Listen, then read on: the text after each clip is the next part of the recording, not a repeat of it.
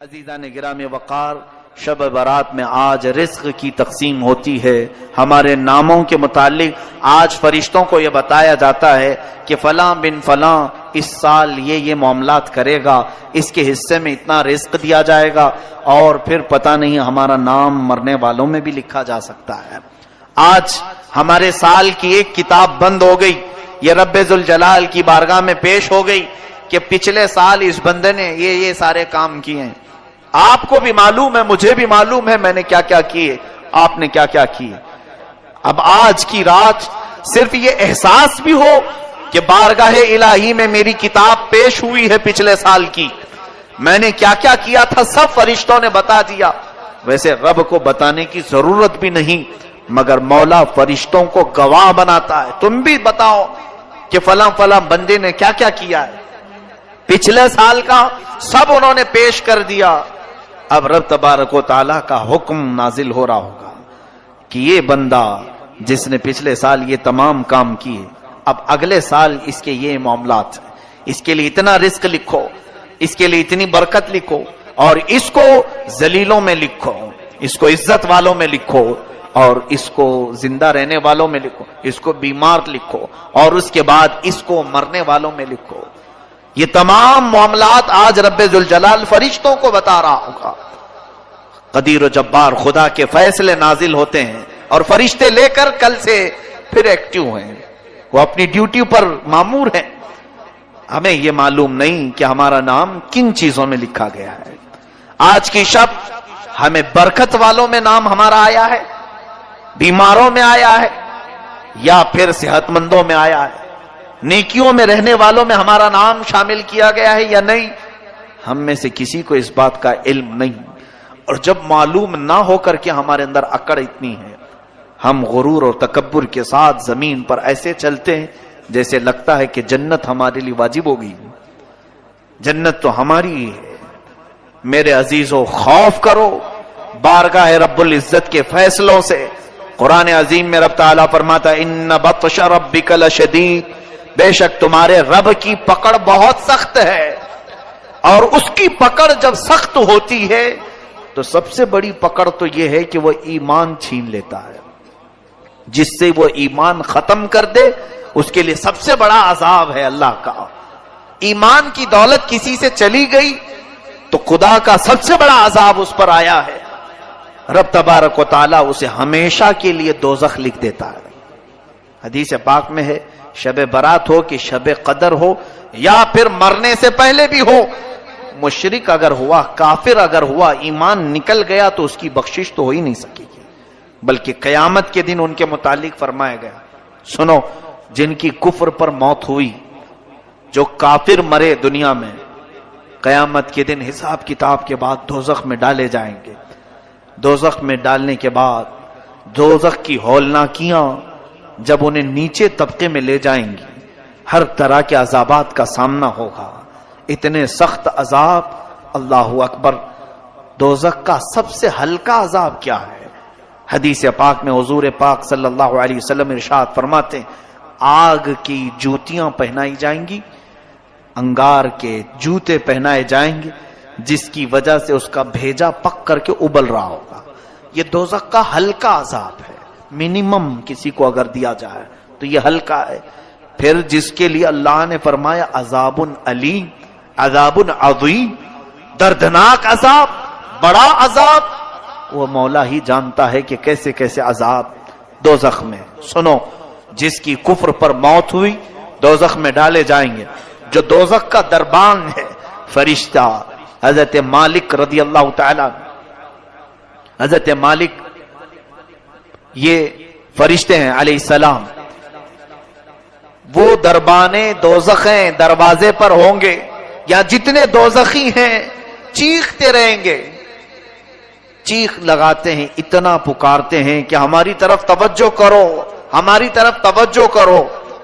تو پھر ان کی پکار اتنی بلند ہوتی ہے کہ پورے دوزخ میں آوازیں دہلتی رہتی ہیں۔ اس کے بعد مالک دوزخ یعنی دربان دوزخ حضرت مالک ایک بار بھی ان کی طرف نہیں دیکھتے، حدیث پاک میں 1000 سال گزر جائیں گے، 1000 سال کے بعد دربان دوزخ ان کی طرف دیکھتے ہیں. کیا بات ہے, کیوں چلا رہے ہو تم لوگ؟ 1000 سال کے بعد تب اہل دوزخ کہتے ہیں اے مالک, اے دربان دوزخ, ہم رب ذوالجلال سے بات کرنا چاہتے ہیں, ہمارے معاملے میں کچھ سفارش کرو. رب تبارک و تعالیٰ سے ہم کچھ کلام کرنا چاہیں گے کہ وہ ہمیں یہاں سے نکالے. حضرت مالک کہتے ہیں ٹھیک ہے, تمہاری بات میں مولا تک پہنچا دوں گا, رب تعالیٰ تک پہنچا دوں گا. تو اس کے بعد حدیث پاک میں پھر 1000 سال گزر جاتے ہیں. حضرت مالک کی طرف سے کوئی جواب نہیں آیا. دوزخیوں کی طرف دوبارہ وہ توجہ کرتے ہیں, کیا بات ہے؟ تو دوزخیوں نے کہا کہ اے مالک, ہم رب سے بات کرنا چاہتے ہیں. حضرت مالک کہتے ہیں میری اب تک رسائی نہیں ہوئی, میں تمہارا عریضہ پیش کروں گا رب تعالیٰ کے, یہاں تک کہ تیسرا 1000 سال گزر جاتا ہے. یہ دوزخ میں جلتے رہیں گے, اسی طرح عذاب میں مبتلا رہیں گے. تیسرے 1000 سال کے بعد حضرت مالک ادھر دوزخ کی طرف توجہ کرتے ہیں اور فرماتے ہیں اے اہل دوزخ, بشارت ہو تمہارے لیے کہ رب تعالیٰ کی طرف سے یہ جواب آیا ہے, لا ينظر الیہم ولا یرحم علیہم, ان کی طرف نہ دیکھا جائے گا نہ ان کی طرف رحم کیا جائے گا. مولا نہ تم سے بات کرنا چاہتا ہے اور نہ تم پر رحم کرنا چاہتا ہے. اب بند کرو آواز. فرمایا گیا حدیث پاک میں مایوس ان کے چہرے لٹک جائیں گے. اہل دوزخ واپس پھر اپنے عذاب کی طرف آئیں گے, اس لیے کہ اب کوئی امید بھی باقی نہیں رہی. 3000 سال تو امید پر دوزخ میں جل رہے تھے کہ اب بات ہوگی رب تعالیٰ سے, اب کلام ہوگا, شاید وہ بہتوں کو معاف کر کے نکالا, ہمیں بھی نکالے گا.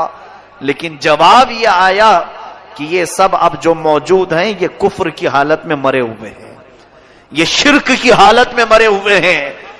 کافروں اور مشرکوں کے لیے رب فرماتا ہے نہ ان کی طرف دیکھا جائے گا نہ رحم کیا جائے گا. ان اللہ لا یغفر ان یشرک بہ ویغفر ما دون ذلک لمن یشاء. شرک کو اللہ معاف نہیں کرے گا, اس کے علاوہ جو بھی ہے جسے چاہے رب تعالیٰ معاف کرے گا. یہ قرآن میں اللہ فرماتا ہے. میرے عزیزو, ڈر اس بات کا ہونا چاہیے کہ اگر مولا تعالیٰ ہمارے کسی عمل سے غضب میں آئے تو کہیں وہ ہمارے ایمان کی دولت کو سلب نہ کر لے, اور یہ نہ فرما دے نکل جا تو میرے خاص بندوں میں سے. کفار و مشرکین تو جب پسند ہیں بہت, ان کی عادتیں اچھی لگتی ہیں, جا انہی کے جماعت میں شامل ہو جا. آج آپ سب سوچو ذرا, بہت سارے نوجوان یہی چاہتے ہیں آ کر کے صرف یہ کہیں کہ مولانا سارے لوگ تو جی رہے ہیں اچھے سے, وہ اگر ناچ رہے ہیں, ڈانس کر رہے ہیں, آپ ہمیں کیوں روک رہے ہیں؟ کفار بھی ناچ رہے ہیں, کرسچن بھی ناچ رہے ہیں, یہودی بھی ناچ رہے ہیں, ہم مسلمان ہو کر کیا ڈانس نہیں کر سکیں گے؟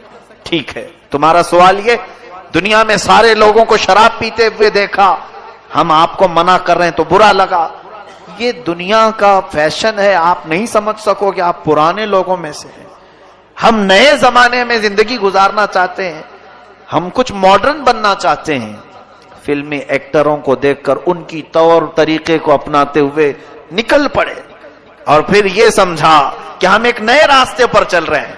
سنو, ٹھیک ہے, جس کا راستہ چاہے اپنا لو, جس کا راستہ, کیونکہ تمہارے لیے نہ میں چھڑی لے کر کے بیٹھا ہوں, نہ اللہ کا کوئی فرشتہ تمہاری گردن جھکا کر تمہیں عبادت کرنے کے لیے آئے گا, بلکہ رب تعالیٰ دنیا میں تمہیں آزاد رکھا ہے, تمہیں جو مرضی میں آئے کرو, جو اچھا لگے کرو. قیامت کے دن پھر تیار رہنا اپنے اعمال کا جواب لینے کے لیے. قیامت کے دن ہر ایک کے حساب کتاب کے لیے تم خود ذمہ دار ہوں گے.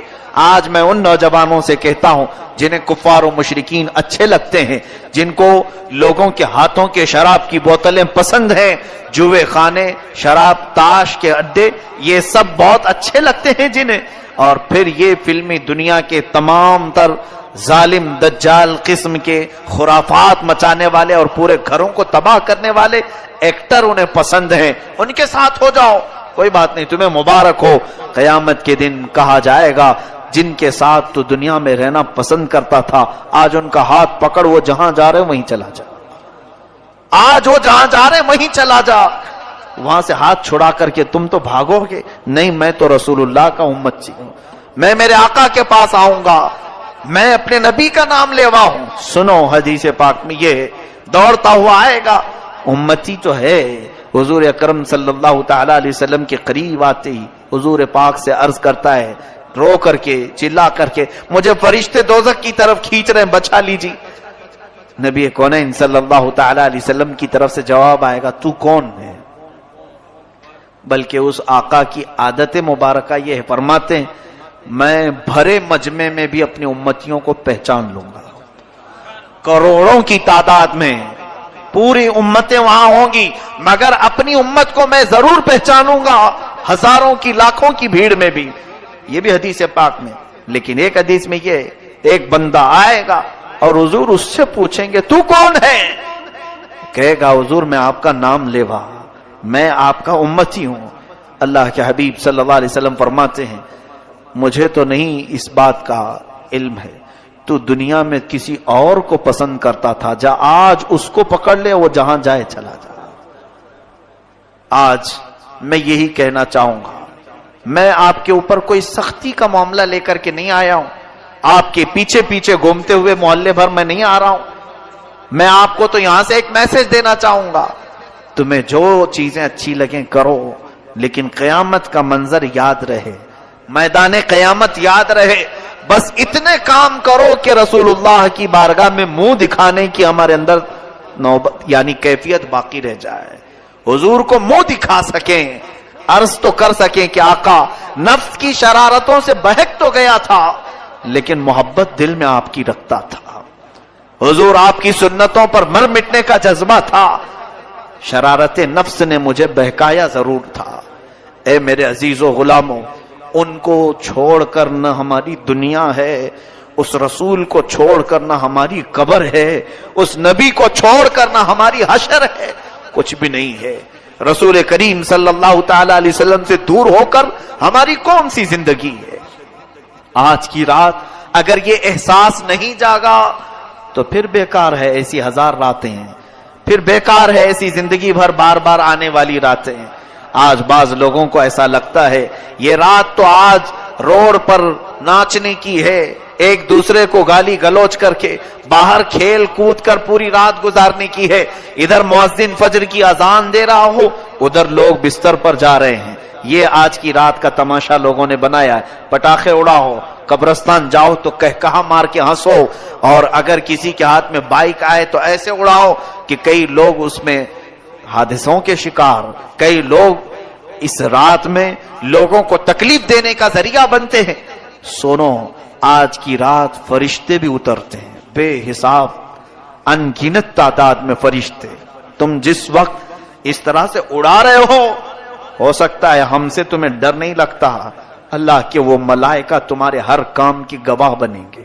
صبح واپس رب کے حضور جائیں گے، اللہ تبارک و تعالی ان فرشتوں سے پوچھتا ہے میرے بندوں کو کس حالت میں تم چھوڑ آئے؟ جب تم دنیا سے آ رہے تھے تو میرے بندے کیا کر رہے تھے؟ فرشتے سچ سچ بتائیں گے، اے رب ذوالجلال فلاں بندہ تیرا بے حیائی کر رہا تھا، فلاں بندہ آج مسجدوں سے تیرے ذکر کی آوازیں آ رہی تھی، لیکن فلاں بندہ وہاں پر اپنی گاڑیوں میں اچھل کود مچا رہا تھا، بے حیائی، خرافات اور فحاشی اور اپنے برے اعمال سے لوگوں کو ایذا پہنچا رہا تھا۔ یہ ملائکہ رب تعالیٰ کے حضور پیش کریں گے، اور رب تعالیٰ کی طرف سے جو جلال نازل ہوگا اس کے ذمہ دار آپ ہیں۔ ارے میاں، نئی سال کی نئی شروعات ہو رہی ہوتی ہے، ایک سال ہماری زندگی کا ختم ہوا اور یہاں سے نیا سال شروع ہو رہا ہے۔ اب یہاں اپنی قسمت میں آج کیا لکھا گیا ہے کسی کو معلوم نہیں ہے نا۔ آج رب تبارک و تعالیٰ کیا لکھ رہا ہے فرشتوں کو ہمارے بارے میں، میں بتاتا ہوں، ہم کو معلوم نہیں لیکن ہم احساس کر سکتے ہیں۔ کیسے؟ میں فجر کی نماز میں حاضر ہوا، میں بارگاہ الہی میں شکر بجا لاؤں گا کہ مولا میرے اس سال کی پہلی نماز تو نے لکھ دی ہے، اور جو سویا اور جو بھاگا وہ خود پہچان لے کہ کل کی رات میری کتاب میں بے حیائی لکھ دی گئی ہے، محرومی لکھ دی گئی ہے، اسی لیے مجھے مسجد سے باہر کیا گیا. میں بیٹھا تو تھا، مجھے مسجد میں رب تعالیٰ نے صبح نہیں بلایا، اس کا مطلب ہے کل کی کتاب میں مجھے محروم لکھا گیا ہے. کتنے محروم لکھے جائیں گے ان کو خود معلوم ہوگا کل کی دن، اور کل کا دن کس حالت میں گزر رہا ہے یہ آپ کو خود پتا چلے گا کہ آج میری زندگی کے کتاب جو نئی شروع ہو رہی ہے اس کے پہلے پیج پر فرشتے کیا لکھیں گے کل. اگر روزے سے ہیں تو الحمدللہ شکر بجا لاؤ. اے رب قدیر تیرا احسان ہے، میرے اس نئے سال کے پہلے دن تو نے روزہ لکھ دیا ہے، روزہ لکھا ہے. اور جس نے کل کا دن گانے سننے میں گزارے، بے حیائی دیکھنے میں گزارے، بہت سارے لوگ تو پلان بناتے ہیں ان دنوں میں سینما جانے کا. عیدوں تہواروں کو لوگ سمجھتے ہیں کہ یہ سینما بھی نہیں کرنا چاہیے. ان کے لیے بھی یہ بات سمجھ لو کہ یہ وہ لوگ ہیں جن کو آج کی رات رب تبارک و تعالیٰ اپنی رحمت سے دور کر دیا ہے. فرشتوں کو حکم دے دیا گیا کہ ان کے نام بدبختوں میں لکھے جائیں، حرما نصیبوں میں لکھے جائیں، کمبختوں میں لکھے جائیں. جنہوں نے کل کا دن گزارا انہیں خود پتا چل جائے گا کہ آج کی رات ہمارے بارے میں کیا لکھا جا رہا ہے. اور کل جو اچھے سے دن گزار لیا، میں باقی پورے سال کی بات تو نہیں کرتا، لیکن سال کی شروعات جس کی اچھی ہوئی، رب کی ذات سے امید ہے کہ سال پورا اچھا گزرے گا. ہماری کتاب کی شروعات پہلا پیج اگر اچھا لکھا گیا، میرے رب کی ذات سے یقین ہے کہ آگے کے صفحے بھی اچھے ہی لکھے جائیں گے. اور جس کا پہلا پنہ بگڑ گیا ہے، ہوتا اسی ہے. کتاب میرے سامنے لا کر پیش کر دی گئی، ایک بھری کتاب کھولا میں نے، اس کے پہلے پیج پر گالیاں لکھی گئی، بند کر دیا. یہ کون بدبخت مجھے کتاب دے دیا، کس چیز کی ہے، میں آگے کیوں پلٹوں، پہلے پیج پر اتنی غلاظت لکھی ہے. اے رب قدیر کے حضور مغفرت طلب کرنے والوں، آج رب تبارک و تعالیٰ سے اتنی طلب کر لو کہ ہماری نئی کتاب کا پہلا پنہ نیکیوں سے بھر جائے، نیکیوں سے بھر جائے. اس کے لیے آپ کو عملی میدان میں بھی آنے کی ضرورت ہے. یہ رہی بات ہمیں خوف کی، احساس کی. اب رزق کی تقسیم ہو رہی ہے. پورا سال کچھ لوگ بے برکتی کی شکایت کرتے رہے، ہماری روزی بند ہے، دکان بند ہے، تجارت بند ہے. ایک بات یاد رکھو، جتنا تمہارے مقدر میں لکھا جائے گا اتنا مل کے رہے گا. چاہے تم 1000 لوگوں کو بولو یا 1 کو بولو یا 70 کو بولو، جتنا ملنا ہے وہ آج بٹ گیا، تو کیوں دوسروں کو بول کر مطلب ہے؟ آپ کو ایسا لگتا ہے 4 لوگوں کو بولوں گا تو میرا رزق بڑھ جائے گا؟ آج جو دکان بند پڑی ہے یا کم دھندا ہو رہا ہے، میں اور 5-6 لوگوں کو بولوں تو کچھ اور بڑھ جائے گی.